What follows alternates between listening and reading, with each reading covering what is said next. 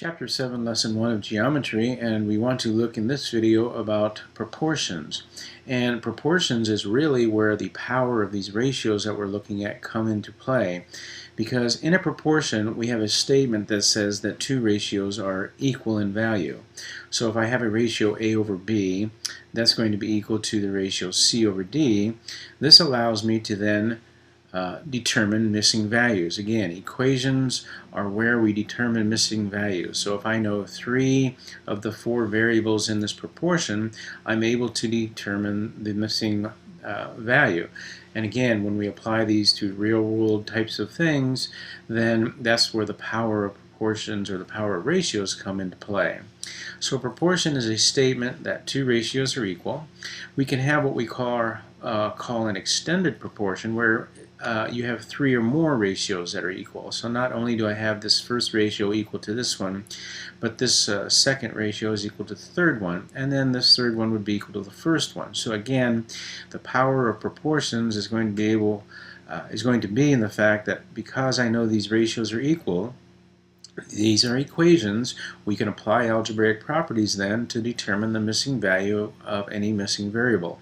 And again, applying those to real-world types of problems is where the power of these ratios and proportions come into play. An example of an extended proportion would be this extended proportion here, where 1/4 is equal to 3/12, which is equal to 5/20. And really the key behind working well with proportions is being able to work with fractions and understand what fractions are.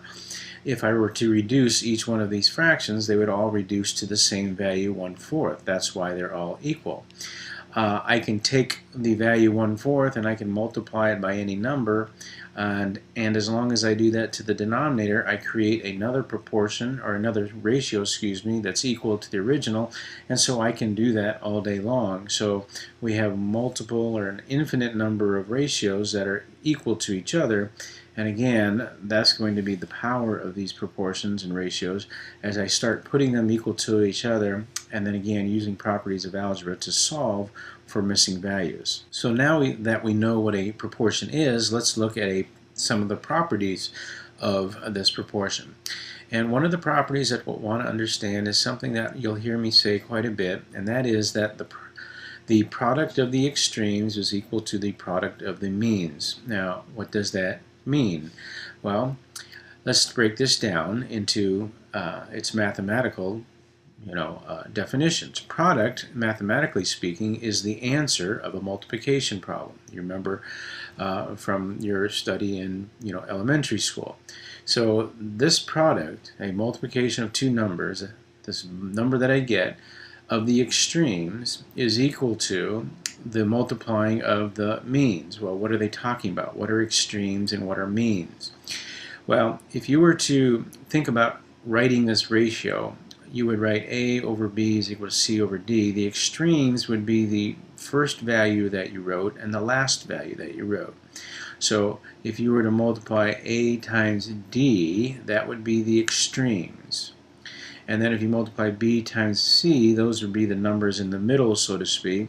So these would be the means. So if I multiply A times D in a ratio, or in a proportion, excuse me, that's going to equal the value of the means multiplied together, so B times C. So A times D is equal to B times C. Now, because this property is true, and the nice thing about ratios is, as long as I do, well, let me back up. You learned in elementary school that whatever we do to the numerator, we need to do to the denominator in a fraction. So if I multiply the numerator by 2, I have to do the same to the denominator in order to keep the same value of the ratio. Okay, I can't change one value without changing the others. Then I have a different ratio. But as long as I do the same thing to both, then it's okay. I have equivalent fractions. And so kind of extending that, I can actually write this proportion in a number of different ways.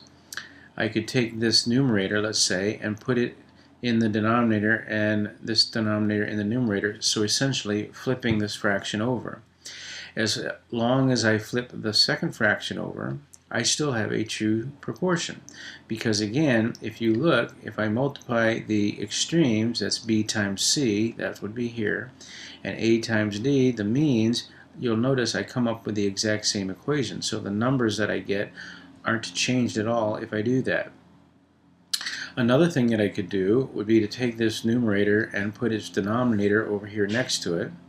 And again, if I did the same thing to this ratio, I again still have the same value because a times d is still the same and c times b is still the same. So I can again rewrite this proportion by moving the values of the ratios around, and as long as I do this same thing to both ratios, I'm going to have equal values.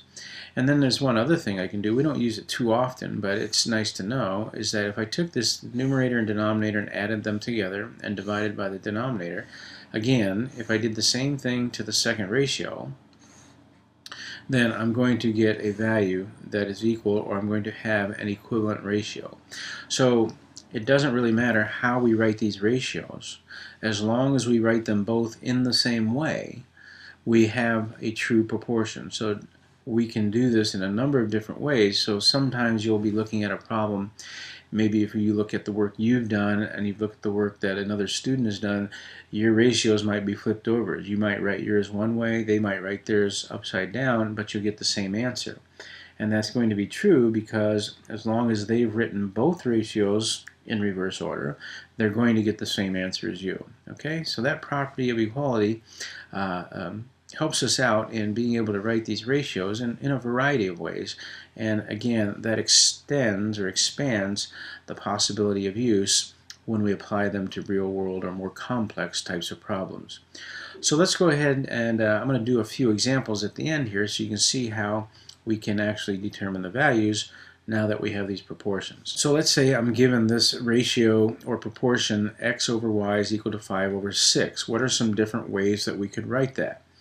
Well, one way we could write it, or to look at it, would be, you remember that if we multiply the extremes, 6x, that's going to equal the means multiplied together. So this is going to be equal to 5y. So let's keep that ratio in mind as we look at this one. So in this proportion, this original ratio has been flipped.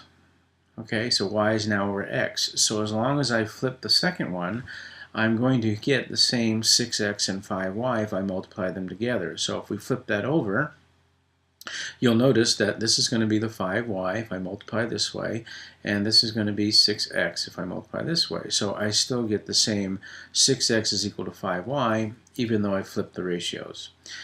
If I look over here at this ratio, I have this x and the 5 are written as a ratio. So going across, those are in one ratio.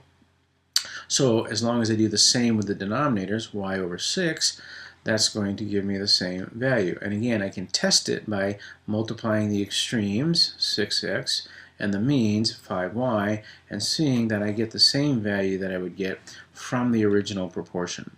So again, you can change these things around, put them in multiple different ways in order to determine those or to rewrite those without actually changing the value of anything.